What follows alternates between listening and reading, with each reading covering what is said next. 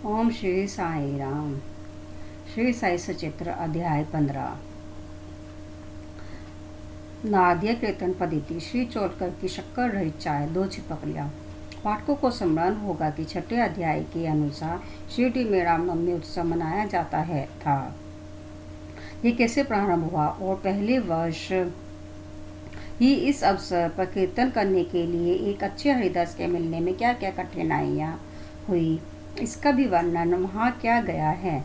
इस अध्याय में दासगणों की कीर्तन पद्धति का वर्णन होगा। नाद्य कीर्तन पद्धति। बौद्ध हरिदास कीर्तन करते समय एक लंबा अंगरखा और पूरी पोशाक पहनते हैं। वे सिर पर फेटा या साफा बांधते हैं और एक लंबा कोट तथा भीतर कमीज, कंधे पर गमछा और सदैव की भांति एक लंबी धोती पहनते हैं। एक बार गांव में कीर्तन के लिए जाते हुए दासगणु भी उपयुक्त रीति से सज धज कर बाबा को प्रणाम करने पहुंचे। बाबा ने उन्हें देखते ही कहने लगे, अच्छा दूल्हे राजा, इस प्रकार बन ठन कर कहाँ जा रहे हो? उत्तर मिला कि कीर्तन के लिए। बाबा ने पूछा कि कोट, गमछा और फेंटे, इन सब की आवश्यकता ही क्या है? इनको सब अभी मेरे सामने ही उतारो। इस शरीर पर इन्हें धारण करने की कोई आवश्यकता नहीं है। दासगणों ने तुरंत ही वस्त्र उतार कर बाबा के श्री चरणों पर रख दिए। फिर कीर्तन करते समय दासगणों ने इन वस्त्रों को कभी नहीं पहना। वे सदैव कमर से ऊपर अंग खुले रखकर हाथ में करताल और गले में हार पहनकर ही कीर्तन क्या करते थे। यह पद्धति यद्यपि हरिदासों द्वारा अपनाई गई पद्धति के अनुरूप नहीं है, परंतु फिर भी शुद्ध तथा पवित्र है। कीर्तन पद्धति के जन्मदाता नारद मुनि कटी से ऊपर सिर तक कोई वस्त्र धारण नहीं करते थे। वे एक हाथ में वीणा ही लेकर हरि कीर्तन करते हुए त्रिलोकी में घूमते थे। श्री चोलकर की शक्कर रहित चाय। बाबा की कीर्ति पूना और अहमदनगर जिलों में फैल चुकी थी, परंतु श्री नाना साहब चंद्रकर के व्यक्तित्व, वार्तालाप तथा दासगणों के मधुर कीर्तन तथा द्वारा बाबा की कीर्ति कोंकण, बम्बई प्रांत में भी फैल गई। इसका श्रेय केवल श्री दासगणों को ही है। भगवान उन्हें सदैव सुखी रखे। उन्होंने अपने सुंदर प्राकृतिक कीर्तन से बाबा को घर घर पहुंचा दिया। श्रोताओं की रुचि प्राय भिन्न भिन्न प्रकार की होती है। किसी को हरिदासों की विविधता, किसी को भाव, किसी को गायन, तो किसी को चुटकुले तथा किसी को वेदांत विवेचन और किसी को उनकी मुख्य तथा कथा रुचिकर प्रतीत होती है। परंतु ऐसे बिल्ले ही हैं जिनके हृदय में संत कथा या कीर्तन सुनने श्रद्धा और प्रेम बता हो। श्री दासगणों का कीर्तन श्रोताओं के हृदय पर स्थायी प्रभाव डालता था। एक ऐसी घटना नीचे दी जाती है। एक समय ठाणे के श्री कपिलेश्वर मंदिर में श्री दासगणु कीर्तन और साईं बाबा का गुणगान कर रहे थे। श्रोताओं में एक चोलकर नामक व्यक्ति, जो ठाणे के दीवानी न्यायालय में एक अस्थायी कर्मचारी था, भी वहां उपस्थित था।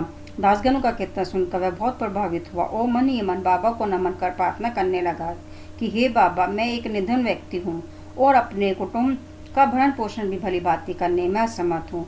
यदि मैं आपकी कृपा से विभागीय परीक्षा में उत्तीर्ण हो गया तो आपके श्री चरणों में उपस्थित होकर आपके निमित्त मिश्री का प्रसाद बांटूंगा। भाग्य ने पलटा खाया और चोलकर परीक्षा में उत्तीर्ण हो गया। उसकी नौकरी भी स्थायी हो गई। अब केवल संकल्प ही शेष रहा।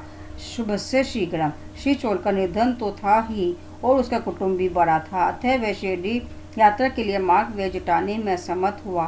ठाणे जिले में एक कहावत प्रचलित है, नाने घाट से सरहदी पर्वत श्रेणियां कोई भी सरलतापूर्वक पार कर सकता है, परंतु गरीब को उम्बर घाट ग्रह चक्कर पार करना बड़ा ही कठिन होता है। श्री चोलकर अपना संकल्प शीघ्र पूरा करने के लिए उत्सुक था।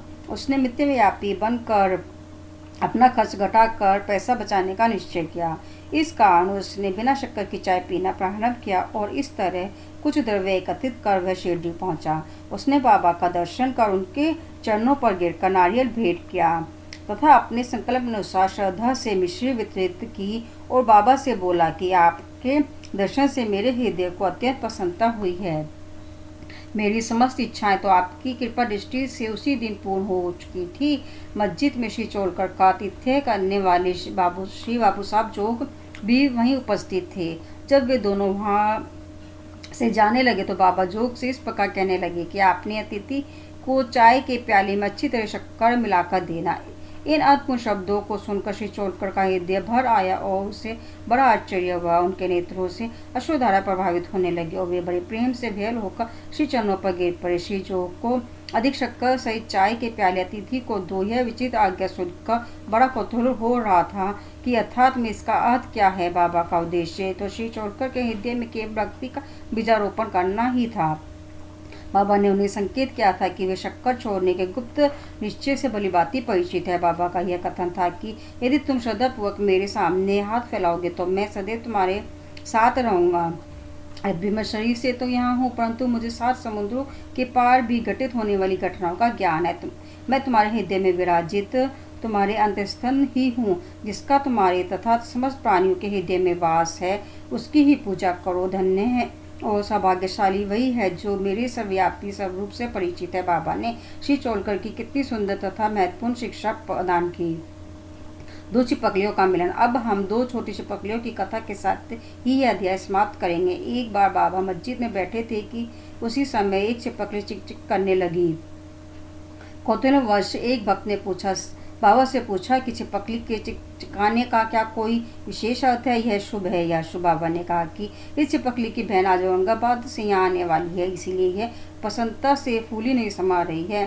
वह भक्त बाबा के शब्दों का अर्थ न समझ सका, इसलिए वह चुपचाप वहीं बैठा रहा। इसी समय औरंगाबाद से एक आदमी घोड़े पर बाबा के दर्शनार्थ आया। वह तो आगे जाना चाहता था, परंतु घोड़ा अधिक भूखा होने के कारण बढ़ता ही न था। तब उसने चना लाने को एक थैली निकाली और धूल झटकाने के लिए उसे भूमि पर फटकारा, तो उसमें से एक छिपकली निकली और सबके देखते देखते ही वह दीवार पर चढ़ गई। बाबा ने प्रश्न करने वाले भक्त से ध्यानपूर्वक देखने को कहा। छिपकली तुरंत ही गर्व से अपनी बहन के पास पहुंच गई थी। दोनों बहनें बहुत देर तक एक दूसरे से मिली और परस्पर चुंबन व आलिंगन कर चारों ओर घूम घूम कर प्रेम पूर्वक नाचने लगी। कहाँ शिरडी और कहाँ औरंगाबाद। किस प्रकार एक आदमी घोड़े पर सवार होकर थैली में छिपकली को लिए हुए वहां पहुंचता है और बाबा को उन 2 बहनों की भेंट का पता कैसे चल जाता है। यह घटना बहुत आश्चर्यजनक है और बाबा की सर्वव्यापीता की द्योतक है। शिक्षा। जो कोई इस अध्याय का ध्यानपूर्वक पठन और मनन करेगा, साईं के कृपा से उसके समस्त कष्ट दूर हो जाएंगे और वह पूर्ण सुखी बनकर शांति को प्राप्त होगा। श्री सद्गुरु साईनाथ परमहंस शुभम भवन्तु। ओम साई राम।